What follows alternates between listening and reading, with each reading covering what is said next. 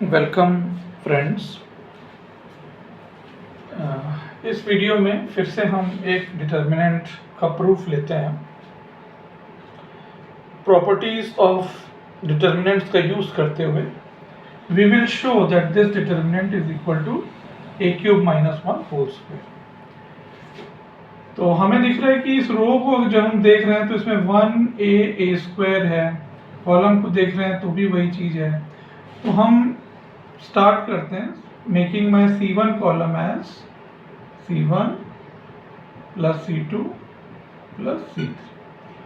तो मेरा डिटर्मिनेंट क्या बन जाता है 1 plus a plus a square. Column 1 के एलिमेंट्स को, ये कॉलम 1 है तो कॉलम 1 क्या बन रहा है C1 plus C2 plus C3।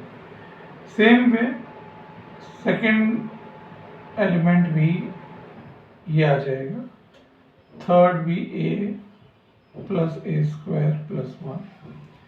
और बाकी कॉलम्स में मैंने कोई अभी प्रॉपर्टी नहीं लगाई है, तो वो जैसे हैं वैसे ही हम कॉपी कर देंगे।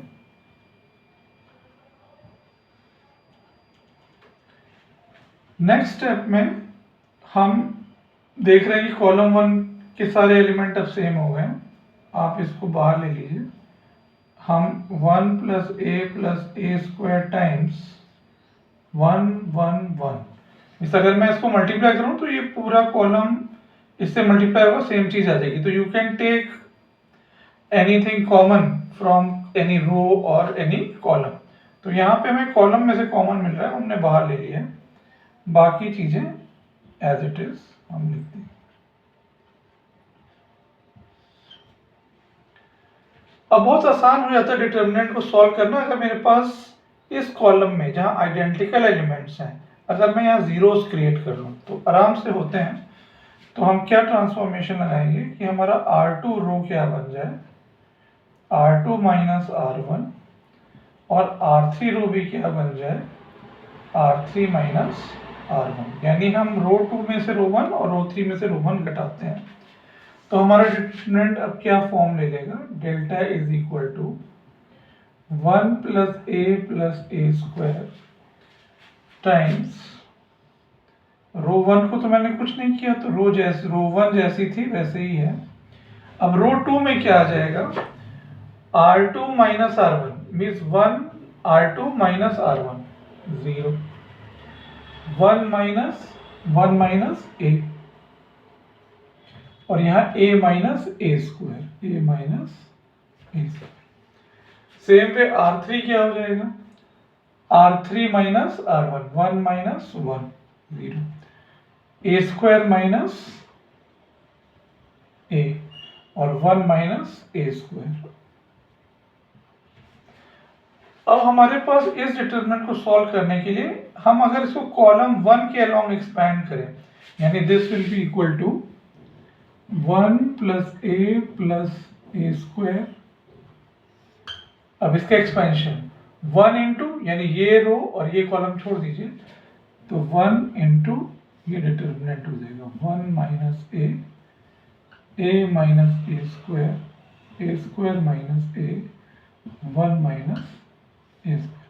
और बाकी ये सब जीरो है तो बाकी एलिमेंट्स क्या आएंगे 0। तो देखते हैं अब क्या आ गया, ये फैक्टर बाहर है ही है तो 1 plus a square this into this यानी 1 minus a into 1 minus a square minus a square minus a into a minus a square. अब हमें इसी को सिंप्लीफाई करना है। सब अलजेब्रा के आपके फैक्टर्स एक्सपेंशंस और फैक्टराइजेशंस जो भी आपने 8th 9th में सीखा था वही यहाँ यूज होने वाला है। तो इसको एक्सपेंड करते हैं, देखते हैं क्या मिलता है हमें। तो 1 प्लस a स्क्वायर यहाँ पे देखिए हमें मिल रहा है 1 माइनस a और a प्लस 1, ये 3 फैक्टर्स यहाँ से निकलेंगे और इसमें आप a कॉमन ले लो तो a माइनस 1 और यहाँ पे आप a कॉमन ले लो तो 1 माइनस a। हमें ऊपर लाना क्या है, a क्यूब माइनस 1, तो हम चाहेंगे कि a क्यूब माइनस 1, तो a माइनस 1 मुझे मिले। I would like to see this thing, तो बना लेते हैं इसमें। तो 1 प्लस ए स्क्वायर, इसको मैं लिख सकता हूँ a माइनस 1, तो माइनस बाहर आएगा, वो माइनस इसके अंदर भेज दीजिए, तो ये भी क्या बन जाएगा, a माइनस 1। ठीक, अब यहाँ पे इस माइनस को बाहर निकालिए, तो ये माइनस, ये इसको a माइनस 1 बनाएंगे, means a minus 1 a minus 1, तो ये माइनस बाहर आ गया, ये इसको क्या कर देगा, प्लस।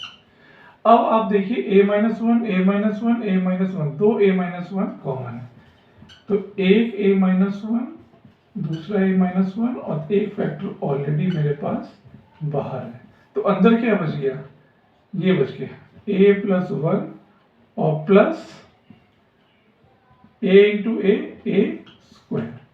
तो एक a माइनस 1 इसके साथ लीजिए, एक a माइनस 1 इसके साथ लीजिए, तो आपका क्या बन गया, a minus 1 into 1 plus a square का whole square, which is nothing but a cube minus 1 whole square, क्योंकि जो a क्यूब माइनस 1 है, this is a minus b into a square plus b square plus a b वाला term, वही formula यहाँ पे use हुआ है, means you are using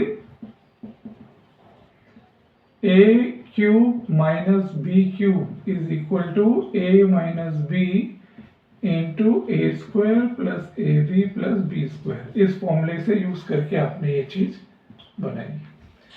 So thank you students, subscribe the channel for more videos, thank you।